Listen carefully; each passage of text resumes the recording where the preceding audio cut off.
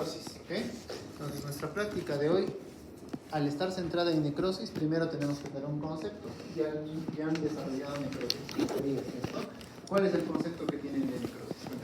Levanten la mano y me dicen su nombre. Necrosis. William, y luego sigue. La necrosis es una muerte celular no programada que se puede dar por alteraciones, o sea, por agentes externos, en el que se van a desnaturalizar las proteínas, algunas enzimas y básicamente la célula va a morir. Ya. ¿Alguien más? Sí, también en algunos casos, bueno, como le mencionó William, la necrosis se da por... Generalmente es una muerte celular dada por agentes externos, a diferencia de la apoptosis, que es más cuando hay un daño interno hacia la célula. Entonces, uno de los mecanismos también por los cuales se puede dar la necrosis es debido a la ausencia o a la falta de oxígeno en las células. Ya, está bien. En realidad tendremos que entender a la necrosis como un proceso de muerte celular, pero no es solo el hecho de que haya una muerte celular, es el hecho de que además de la muerte celular tiene que haber algo que cause esta muerte celular. Tiene que haber un evento agresor causante de esta muerte celular. Y este evento agresor puede ser de múltiples tipos, ¿cierto? Puede ser la isquemia, ¿no es cierto? Puede ser un daño mecánico, puede ser un daño químico, por ejemplo, ¿cierto? Una sustancia ácida, una sustancia... o un mecanismo incluso físico también. Cambios de temperatura. Correcto. ¿Ya? Entonces, hablando de esto, entonces vamos a ver que hay múltiples factores, eventos externos que generan una lesión, generan un daño, y este daño termina llevando a la muerte celular. En este punto estamos definiendo necrosis. Ahora, dicho esto, también, así como tenemos una definición teórica, tendremos una definición desde el punto de vista microscópico.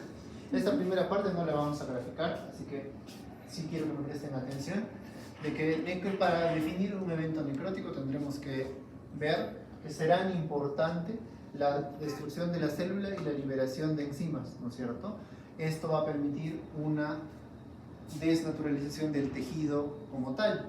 Pero ahora hablaremos, ¿las proteínas son importantes en un evento de necrosis? Sí, porque el primer evento que ocurre para que exista necrosis luego de la agresión será la desnaturalización de proteínas. Dentro de estas tendremos a las proteínas estructurales y también a las proteínas enzimáticas que luego nos permitirán diferenciar entre algunos tipos diferentes. Pero además de eso, de que vamos a ver desorganización y muerte celular, veremos eventos nucleares. ¿Cuáles son esos eventos nucleares? ¿Recuerdan? ¿Qué pasan con los núcleos? ¿Lo hablaron? ¿No? ¿No lo vieron en clase? Doctor, Sí. Algo que también recuerdo sobre la necrosis, o no estoy tan segura, es sobre... Es que al no ser una muerte programada, deja residuos externos, por decirlo de alguna forma. Sí, está bien, sí es parte de... Ya, volviendo al punto, estábamos en núcleos. ¿Alguien sabe algo de los núcleos? ¿Qué pasa con los núcleos? ¿No? Ya, ok. Los núcleos, si se dan cuenta, estos núcleos de acá, ¿les parecen iguales a los núcleos de aquí? Estamos hablando del mismo tipo de tejido. No es cierto, No. ha sufrido un proceso de cambios. Y aquí les he puesto una imagen adicional para mostrar un cambio extra. Entonces, el primer cambio que ocurre en los núcleos será la cariolisis, ¿ok? Entonces, la cariolisis, ¿alguien sabe qué es? Pérdida de material genético. Más o menos, tiene que ver un poco, pero no es exactamente. Destrucción de cromosomas. De la Más destrucción o de menos. los cromosomas. De la membrana nuclear. No exactamente. Eso vendría a ser la cariorexis. La cariolisis ya es un término confuso porque la palabra lisis nos puede llevar a pensar en ruptura, ¿no es cierto? Pero no nos habla de la ruptura del núcleo como tal, nos habla de la ruptura de la condensación de la cromatina.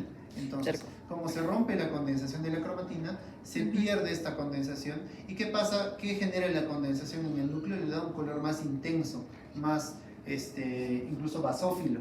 Pero si pierdo la condensación, mi coloración va a bajar. Es por esa razón de que yo encontrando mis núcleos aquí, recontra bien moraditos, ¿no es cierto? Y los comparo versus estos de acá.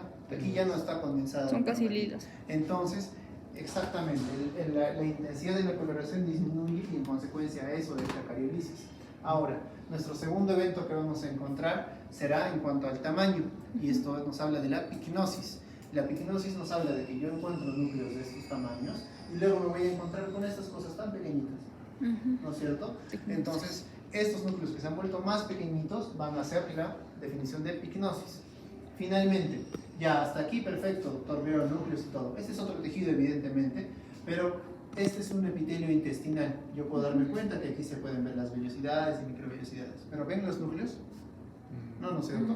Finalmente, el último evento es cuando se rompe la membrana nuclear y se terminan desintegrando. El núcleo como tal termina fragmentándose y luego desapareciendo, será la cariorexis, ¿ok? Entonces, el tercer evento será eso, la fragmentación y desaparición del núcleo, cariorexis. Ya. Dicho esto, hemos hablado de los 3 eventos a nivel de eventos nucleares en necrosis, ¿ok? Entonces, eso tenemos que recordarlo, sí, pero no lo vamos a poner en el informe. ¿Ya? Vamos a empezar ahora sí como tal la clasificación. Y aquí vamos a hablar de un evento importante. De un evento importante que nos va a permitir diferenciar 2 tipos de necrosis que los vamos a hablar a la par, la necrosis coagulativa y liquefactiva, porque sus diferencias nos permitirán entender a ambas de forma más concreta y más sencilla.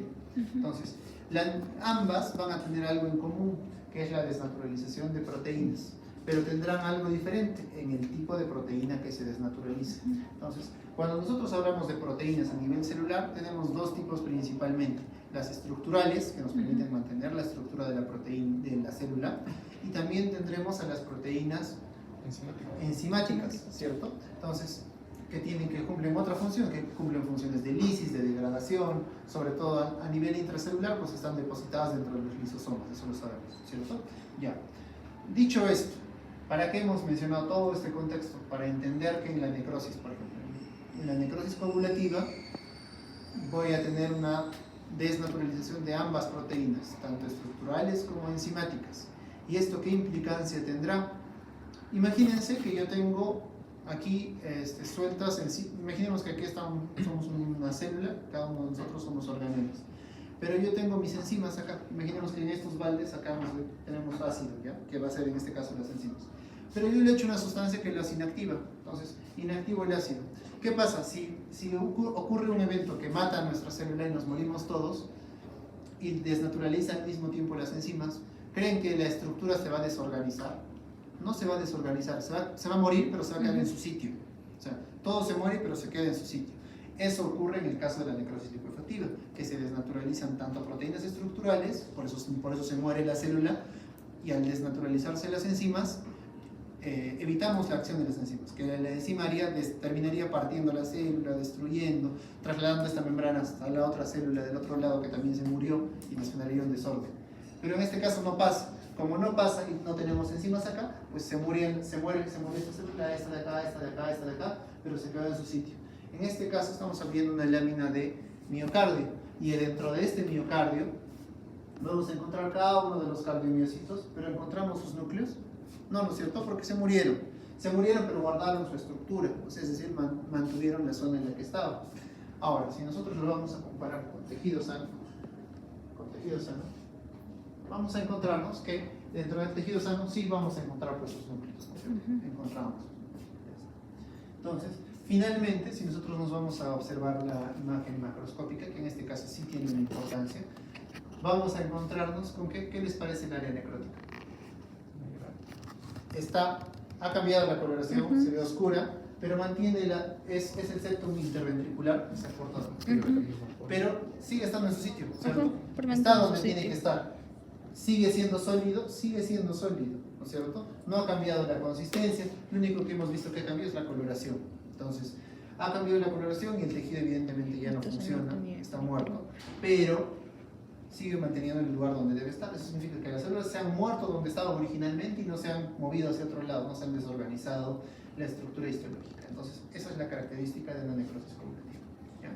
Entonces, si queremos encerrar esto ya de una vez en los conceptos que debemos recordar, sería, primero, la necrosis coagulativa pues está dada por la desnaturalización de proteínas estructurales y enzimáticas. Ese sería nuestro primer punto.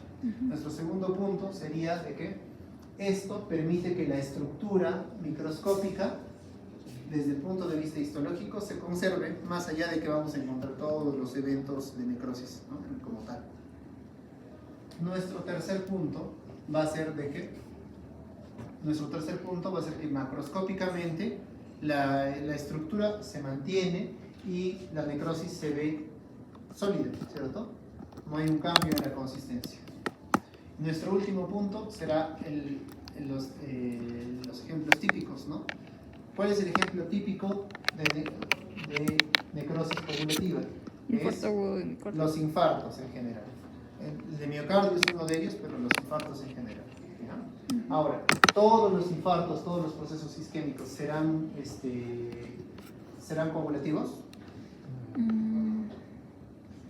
O sea, yo ¿Isquémicos? agarro un infarto de cualquier órgano y en cualquier caso será coagulativo. No. No lo sé. Hay una excepción, ¿ya? Es en el sistema nervioso central. La necrosis es licuefactiva. Solo en este caso. Todos los demás sí, salvo el sistema nervioso central, en cualquier caso vas a encontrar necrosis coagulativa, ¿ya?